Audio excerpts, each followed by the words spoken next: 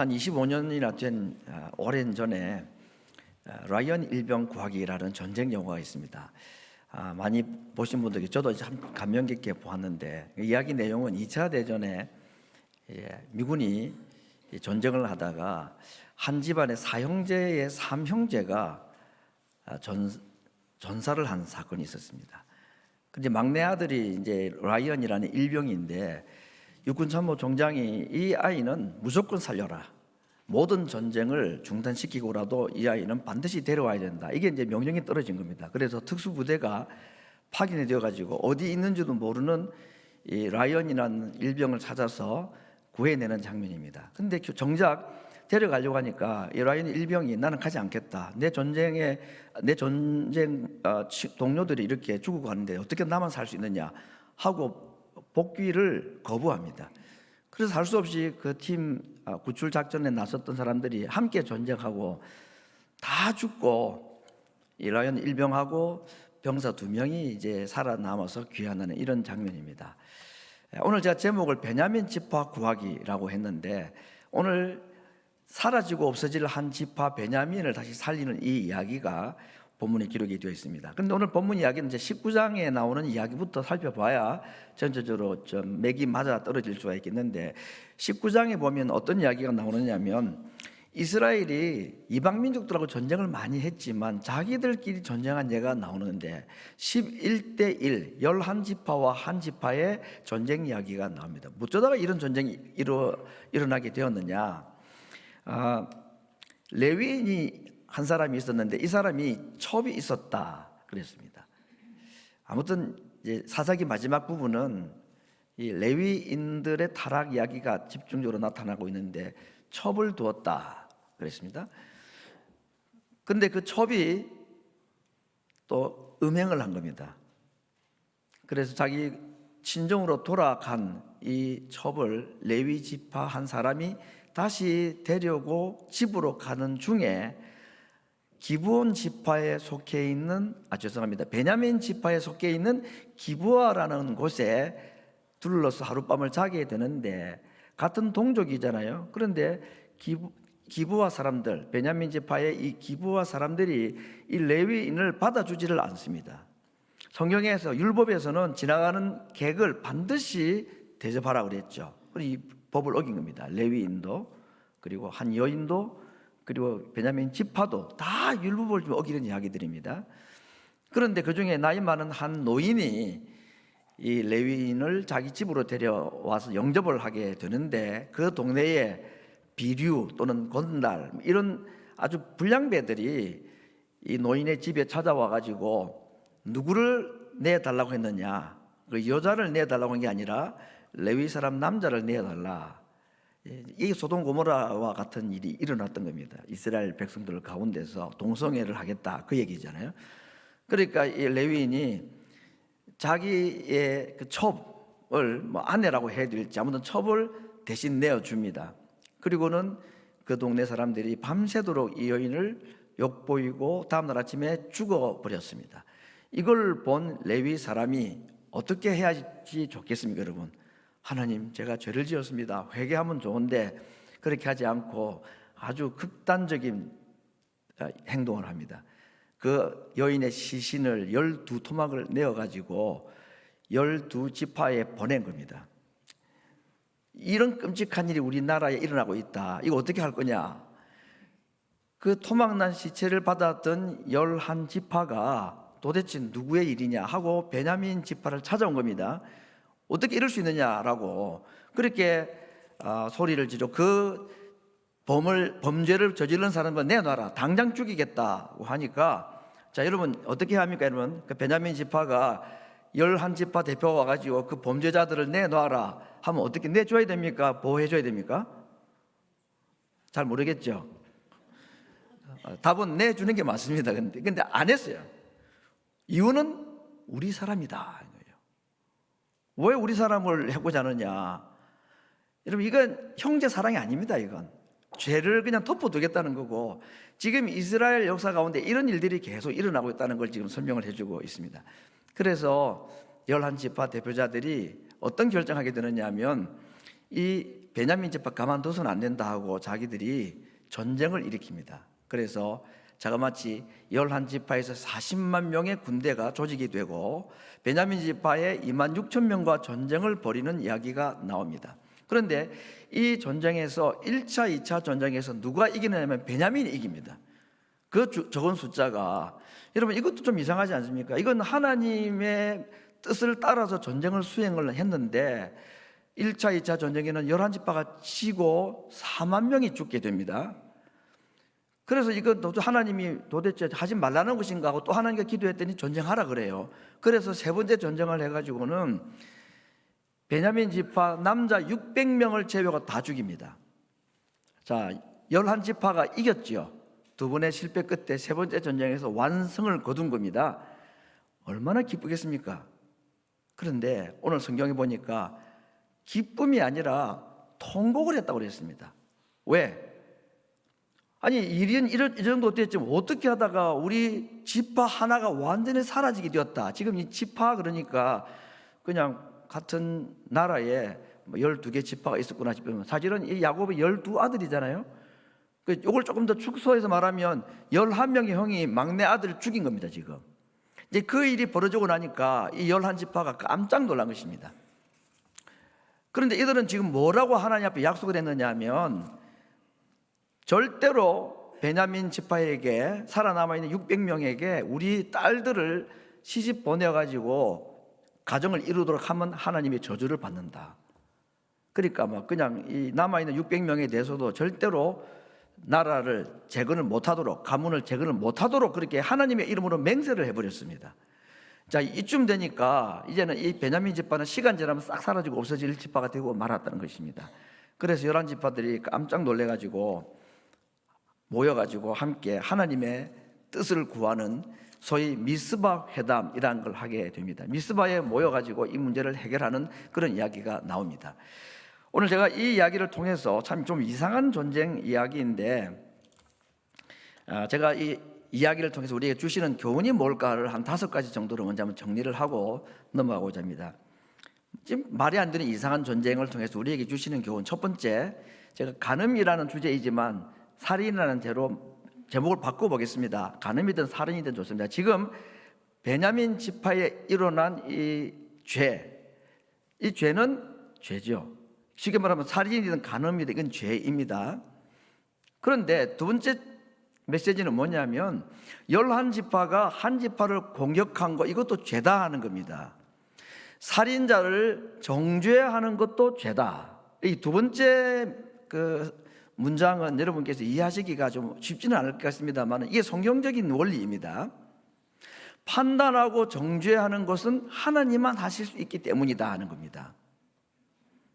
그러면 우리는 뭘 합니까? 11지파는 한 지파의 잘못을 보고 어떻게 해야 되느냐? 정죄하고 판단하고 전쟁 일으키고 그들을 없애는 것이 아니라 이게 이제 어려운 것입니다. 우리가 할 수 있는 것은, 우리가 해야 될 일은 그 베냐민 지파를 위해서, 범죄자를 위해서 기도하는 것이고 심지어는 그를 대신해서 기도하는 것이다. 어떤 기도하는 것입니까? 회개 기도인 거죠. 이게 참 하나님께서 우리에게 주시는 아주 고차원적인 베냐민 지파를 어떻게 대할 것인가는 가르침입니다. 이건 우리 개인의 관계도 마찬가지죠. 그리고 마지막으로 할 것은 뭐냐 하면 그를 위해서 기도하고 그가 범한 간음죄, 그가 범한 살인죄를 마치 내가 범한 죄인 것처럼, 예수님이 하신 것이니까 내가 대신 회개하고 난 다음에는 하나님께 맡겨두기도 하지만 성경에서 우리에게 또 한 번의 큰 도전을 하십니다. 그에게만 가서 권고하라. 그래서 형제를 살려줘라. 죽이고 없애는 게 아니라 이런 방법으로 살려주라는 것입니다. 사실은 1번은 우리가 이해하기 쉽죠. 죄를 지었구나 그 사람. 근데 2번부터 5번은 참 어렵습니다. 그 사람을 정죄하고 판단하는 것도 우리가 하지 말아야 될 일이고 하나님께 맡기고 대신해서 기도해주고 그리고 찾아가서 권하는 것까지. 그래, 이게 베냐민 살리는 방법이다, 그런 얘기인 것입니다. 우리가 지금 리딩 지저스라는 성경 읽기 운동을 2년째 하고 있는데 그 영상 강의의 이제 마지막 부분은 항상 그리스도 중심적으로 성경 읽기라는 마지막 강의 주제가 나오죠, 영상 강의에. 그래서 제가 오늘 이 설교를 하면서 한번 적용해 봅니다. 그리스도 중심적으로 오늘 본문을 어떻게 이해할 것인가. 저는 세 가지로 오늘 여기서 예수님에 대한 교훈과 가르침을 얻을 수 있겠다라고 말합니다. 첫 번째, 왜 이런 엄청난 이 레위 지파로 말미암아 일어나는 이상한 죄들이 일어나게 되는가? 바로 그때 이스라엘의 왕이 없기 때문이다. 이 사사기에 계속 반복되는 맨 마지막 구절도 이 구절로는 끝이 나지 않았습니까? 이스라엘의 왕이 없으면 이럴 수밖에 없다라는 겁니다. 이 왕이 누굴까요? 예수님입니다. 하나님입니다. 우리의 삶에 하나님이 왕이 되지 않고 예수님이 왕이 되지 않으면 우리의 삶도 이와 같을 수밖에 없다, 그런 말씀이죠. 하나님이, 예수님이 우리의 삶의 왕이라는 말은 다르게 말하면 이 모든 일의 결정권은 하나님께 있다라는 것입니다. 두 번째, 오늘 본문을 통해서 우리 어떤 예수님에 대한 가르침을 얻을 수가 있을까? 레위인은 첩의 시신을 토막내어 가지고 11지파에게 보내 가지고 11지파로 하여금 의분을 일으키게 만들어서 베냐민 지파를 공격하고 원수를 갚으려 그렇게 했지만, 참 레위인으로 오신 예수님은 자기의 몸을 사실은 내어주셨다. 이게 지금 레위인의 모습과 참 레위인으로 오신 예수님의 모습이 대조를 이루고 있는 장면입니다. 세 번째는 이 타락한 레위인은 자기 아내 첩의 시신을 토막내어 가지고 그 일로 인해서 12지파가 사실은 갈갈이 찢겨졌습니다. 특별히 11지파와 한 지파는 원수가 되도록 만들어 버렸습니다. 그런데 예수님은 자신의 몸을 우리에게 내어주심으로 말미암아 오히려 하나가 되게 했다. 원수마저도 하나가 되게 하셨다. 형제도 원수로 만들어버린 것이 이 레위인의 행동이었다면, 예수님의 자기 희생은 원수도 친구가 되게 하고 원수도 하나가 되게 하셨는데, 세 가지의 하나됨. 첫 번째는 이방인과 유대인을 하나 되게 하셨다. 이 이야기는 이 세상에 가장 감정이 안 좋은 두 나라, 두 민족이 하나가 되었다. 요즘은 뭐 이런 말을 하면 조심스럽습니다. 왜냐하면 이 일본인들하고 결혼하는 한국인들이 있으니까, 그렇죠? 근데 이전으로 말하면 이 한국 사람이 일본 사람과 가졌던 그 원수 감정, 그보다 더 악한 감정이 이방인과 유대인의 관계였는데 그 둘을 하나가 되게 하셨다. 두 번째는 바리새인과 세리가 서로 하나가 되게 했다. 굳이 이 두 사람을 얘기하는 이유는 예수님의 비유 가운데 이 두 사람이 등장하는 게 나오죠. 두 사람이 성전에 기도하러 갔는데 바리새인 한 사람은 자기 앞에 가가지고 하나님께 손을 들고 나는 이것도 하고 저것도 하고 이런 죄도 안 짓고 저 죄인과는 다르고 막 자기 자랑을 얘기하고 있을 때, 세리는 어떻게 합니까? 나는 죄인입니다. 감히 얼굴을 들지 못하고 그냥 멀리 서서 나는 죄인입니다. 나를 불쌍히 여기소서. 두 사람이 성전에 기도하러 갔는데 바리새인은 나는 저 죄인처럼 되지 않게 해주셔서 감사합니다 하고 있고, 이 죄인 세리는 자기가 죄인임을 고백하고 서로 하나가 될 수 없는 사이라 그 말이죠. 근데 그 둘도 하나가 되게 하신 것이 예수님의 자기 내어주심 사건. 세 번째는 하나님과 죄인인 우리마저도 하나가 되게 해주셨다. 예수님의 십자가 사건은 어떻게 그것이 증명이 되었습니까? 성전의 휘장이 찢기면서 우리가 은혜의 보좌 앞으로 갈 수 있게 해주신 사건. 이렇게 레위인은 전적으로 성전 봉사하고 오늘 말하는 목회자들 아닙니까? 근데 그 레위인과 참 제사장으로 오신 예수님은 이렇게 서로 다른 아주 반대되는 모습으로 우리에게 나타나 계시다 하고 예수님을 오늘 이런 본문에서 한번 찾아본다라고 제가 이제 말씀을 드린 것입니다.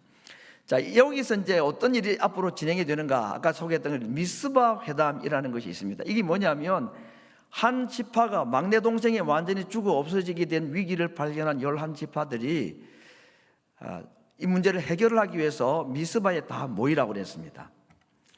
그런데 참 이 11지파들의 영적인 감각이 얼마나 참 롤러코스터와 같은지 모르겠습니다. 이전에는 어떤 약속을 덜렁해버립니까? 베냐민 지파에게 딸을 시집 보내면 저주를 받는다 그랬습니다. 그래 지금 못하고 있는 거잖아요. 그 말만 안 했으면 지금 뭐 문제가 해결될 뻔한데, 그런데 이번에는 또 어떻게 극약 처방을 하느냐 하면 미스바에 모여서 베냐민 지파 지금 600명에게 가정을 조직을 해주는 이 일을 회담을 위해서 오지 않는 사람도 죽이겠다 그랬습니다. 왜 그렇게 하는지 모르겠어요. 그냥 오라고 하고 좀 자율성에 맡기면 되는데, 그러니까 하겠다는 의지가 너무 강하다 보니까 안 와도 다 죽인다는데 알고 그랬는지 모르고 그랬는지 길르앗의 야베스라는 지역의 한 가문이 안 왔습니다. 이게. 그러면 아이고 안 왔나 보다 이러면 되는데, 여러분 절대 이러시면 안 됩니다. 안 왔어? 이것 봐라. 출동 해가지고 야베스 죽이러 간 겁니다. 또 왜 이럽니까 여러분? 이거 왜 이런지 모르겠습니다. 그래도 막 아이 어른 노인 낳고 다 죽이고 있는데, 근데 재밌는 얘기가 처녀 400명은 살렸다고 그랬습니다. 왜? 그래서 처녀 400명을 600명의 아내로 한 명씩 보내기 위해서. 지금 미스바 회담은 왜 모이는 겁니까? 죽게 된, 없어지게 될 베냐민 지파 재건을 위해서 지금 모임을 했는데, 불필요한 그런 얘기를 했다가 또 한 번의 전쟁을 하게 되고, 근데 마침 하나님께서 정신을 차리게 해주셨는지 다 죽이면 안 돼. 그러면 진짜 끝장날 수 있어 하고 400명 처녀들을 남겨가지고 결혼을 시키는 얘기가 나옵니다. 바로 앞에 본문의 이야기들에는. 오늘 읽었던 얘기도 그 이야기 중인데 좀 복잡해서 제가 다 설명을 하지 않겠습니다만, 자, 600명 중에 400명은 이제 결혼했습니다. 지금 왜 이러고 있습니까? 베냐민 구하기잖아요. 지금요. 없어지게 된 베냐민 집을 살리기 아닙니까? 그 400명을 그렇게 했는데 200명은 어떻게 됩니까? 그 200명을 다시 결혼시키기 위한 2차 프로젝트를 시작한 겁니다. 그게 오늘 읽었던 본문에 나오는데, 실로에 성막이 있는데 그 실로에 무도회가 열린다고 합니다. 1년에 한 번. 그때 이제 여인들이 와서 밤에 무슨 놀이도 하고 춤도 추고 이렇게 하는데, 그때 베냐민 지파 남은 200명에게 정보를 준 겁니다. 너희들 그때 와가지고 너희들 원하는 사람 200명 데리고 가라. 그래서 결혼해라 하는 것입니다. 좀 이상하지만 지금 이 이야기는 죽게 된 베냐민을 살리는 이야기 중에 이런 일들이 일어나게 되는데, 그러면 이제 그 200명의 처녀들의 부모들은 아니 딸들을 베냐민 지파에게 결혼시키면 하나님의 이름으로 저주를 받는다고 했는데, 그렇게 하면 우리 딸이고 우리고 다 저주받는 거 아니냐고 하니까 자발적으로 내준 게 아니잖아. 그래서 다 그럼 끌려갔으니까 그건 하나님께서 다 익스큐즈 해줄 거라고. 지금 이게 사사기의 마지막 부분에 있는, 이게 무슨 성경이 기록될 만한 아주 고귀한 가치 있는 이야기입니까? 왜 이런 막 완전히 그냥 엉망진창 쓰레기과 같은 이야기들이 성경에 고스란히 기록되어 있는 건데, 이게 우리의 유익을 위해서 기울여 남긴 것이고 우리의 구원을 위해 주신 거라는 것을 볼 때 도대체 이 말씀을 통해서 우리에게 뭘 말씀하고자 하는가라고 좀 고민을 하지 않을 수가 없지 않겠습니까?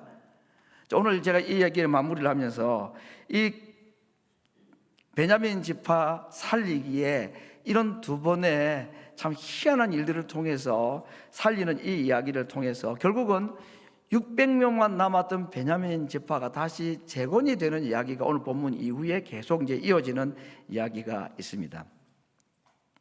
꺼져가는 지파를 다시 살리시는 것, 아니 죽은 자를 살리시는 이야기와 같은 것이 오늘 베냐민 지파 구하기 이야기인 것입니다. 그 실수는 레위인으로부터 시작되었고 베냐민 지파로부터 시작이 되었지만, 사람들의 실수와 잘못된 결정들 때문에 하나님의 구원 계획이 침해를 당하고 하나님의 구원 계획이 중단이 될 만한 위기를 하나님 스스로 지금 극복해 나가시는 이야기인 것입니다. 오늘 이 지파 이야기지만 결국 베냐민을 살리시는 이 이야기는 하나님의 이야기인 것입니다. 그렇게 볼 때 오늘 베냐민 지파 살리는 이 이야기는 어떤 의미에서는 부활 사건이라고 봐도 되는 것이고 제2의 6월절 사건과도 같은 것이다 라고 생각할 수가 있습니다. 왜 이럽니까? 왕이 없었기 때문이다. 하나님이 그들의 삶의 중심이 없으니까 이런 엉뚱한 일들이 일어나고 있더라 하는 겁니다. 그래서 하나님께서 급히 개입하셔서 이 11지파의 마음을 하나님께서 막 움직이셔가지고 마지막에 600명의 결혼 대상자들을 지금 살려내는 이야기가 오늘 읽었던 본문의 이야기입니다.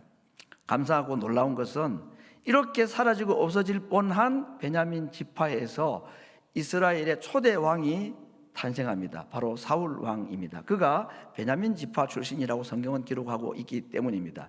제가 한번 곰곰이 계산을 해보았습니다. 사울 왕이 이스라엘 초대 왕이 되었다고 하면 600명에 살아남았던 그 남자 중에 한 명이 사울 왕의 아버지였겠죠. 그리고 그 600명에 살아남은 남자들의 아내가 된 누군가가 사울 왕의 어머니였을 것입니다. 그렇게 볼 때에 여러 가지 정황을 볼 때에 그 첫 400명의 아내들, 그 400명은 어디에 출신이라고 했습니까? 길앗 야베스라는 족속의 출신이라고 그랬습니다. 제가 이 이야기는 그냥 팁을 하나 더 드리는 건데, 우리 성경에 나중에 사울 왕 얘기를 보면 사울 왕이 이제 죽게 되잖아요. 전쟁에서 죽게 되고 난 뒤에 그 사울 왕의 시신을 정리해주고 장례를 지내준 민족이 바로 길앗 야베스 사람들이었습니다.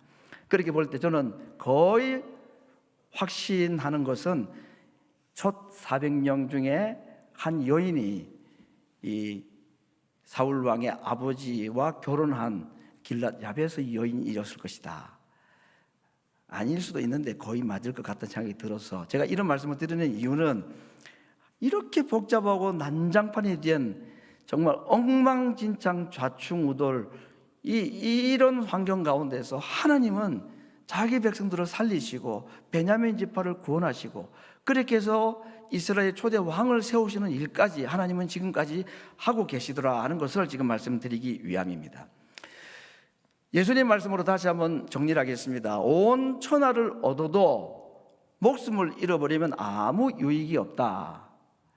이 원리를 오늘 이 이야기 한번 적용을 해보겠습니다. 11지파가 아무리 명분이 좋고 무슨 일을 하고 자기 원하는 대로 다 이뤘다 할지라도 목숨을 잃으면 그 아무 유익이 없듯이 11지파가 아무리 질서를 세우고 공의를 세우고 죄를 단죄를 한다 할지라도 동생 하나 죽이면서까지 할 일은 없지 않느냐는 얘기입니다. 그렇죠. 아무리 자기가 하는 일이 명분이 있고 이걸 해야 된다고 할지라도 이렇게까지 하면서 할 일은 아니죠. 동의하십니까 여러분? 베냐민 지파를 이런 식으로 해서는 안 되는 거 아닙니까? 아무리 잘못이 있다 할지라도 그럼 어떻게 해야 합니까 여러분? 앞에 제가 5가지 스텝을 말씀드렸지 않았습니까? 그게 그들이 해야 될 일입니다. 그게 우리가 할 일인 것입니다. 오늘 제가 세제 주일이지만 주일 예배 설교는 이제 2번째 설교를 해서 지난주에 말씀드렸던 거 계속해서 올 한 해 동안 우리 마음속에 또 올려야 될 건 주보 제일 처음에 있는 우리 올 한 해 표입니다. 사랑의 수고로 하나님을 보여주는 교회가 되자. 오늘 11지파와 베냐민 지파 이야기가 오늘 이 주제가 들어가서 사랑의 수고로 하나님을 보여주자. 그러면 11지파가 어떻게 해야 되느냐? 이런 식으로 단죄하고 정죄하고 전쟁을 이기고 말살하는 것이 하나님의 뜻이 그것이 하나님을 보여주는 것이겠는가? 11지파 행동을 보고 사람들이 하나님 살아계시다고 말할 수 있겠습니까? 절대 그러지 않을 것입니다. 정말 그들이 이것이 내 책임인 줄 알고 자기들이 먼저 회개하고 대표자를 보내서 설득하고 해가지고 받아들이면 그만이지만 안 받아들여도 할 수 없는 이게 사람으로 그들을 대하는 거 아니겠습니까? 그렇게 할 때에 우리 가운데 하나님이 계시구나 하는 것을 11지파도 베냐민 지파도 주변에 있는 다른 민족들도 보고 그래서 하나님을 보고 하나님을 두려워하게 되는 것 아니겠습니까?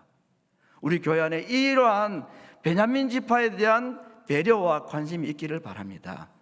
불편하고 힘들고 거추장스러운 스텝이 많이 남아있지만 이 방법 외에 다른 방법으로 베냐민 지파를 살릴 수 있는 방법은 없는 것 같기 때문인 것입니다.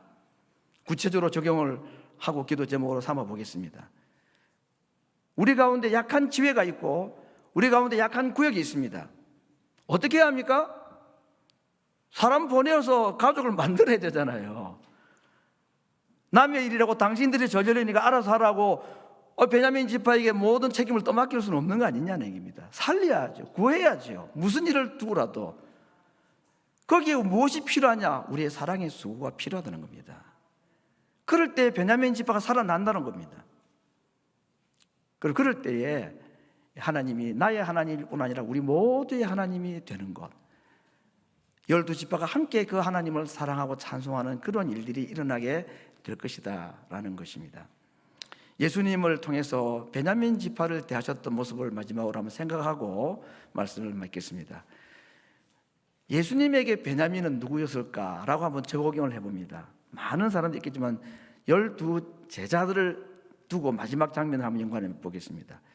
예수님 마지막 십자가 달리기 전날 밤까지 제자들은 예수님을 바르게 이해하지 못하고 서로 발 씻기기를 거부하고 앉아 있었을 때에 그 베냐민과 같았던 말썽꾸러기 같은 자들, 3년을 가르쳤지만 하나 나아진 것이 없는 그들을 예수님은 어떻게 대하십니까? 베냐민을 어떻게 대하십니까? 그들의 발을 씻겨 주셨습니다. 마지막 베드로는 내 목숨을 잃어버릴지언정 절대 주님 부인하지 않겠습니다라고 했지만 예수님은 그 베냐민 베드로에게 뭐라고 말씀하셨습니까? 내가 너의 믿음 떨어지지 않기를 위하여 기도하였다라고 말씀했습니다. 그래서 가룟 유다를 제외한 나머지 11 제자들은 다시 회복이 되었고 모두가 예수님을 위해서 목숨을 내어놓는 사도의 길을 걸어갔다는 우리가 잘 알고 있습니다. 오늘 마지막 드리는 질문은 이것입니다. 내게 베냐민은 누구인가? 나의 베냐민은 누구인가? 나는 그를 어떻게 대해야 될 것인가?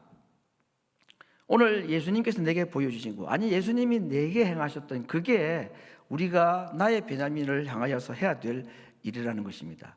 그걸 한마디로 줄이면 사랑의 수고인 것입니다. 첫 번째는 그를 위하여 간절한 마음으로 기도하는 마음입니다.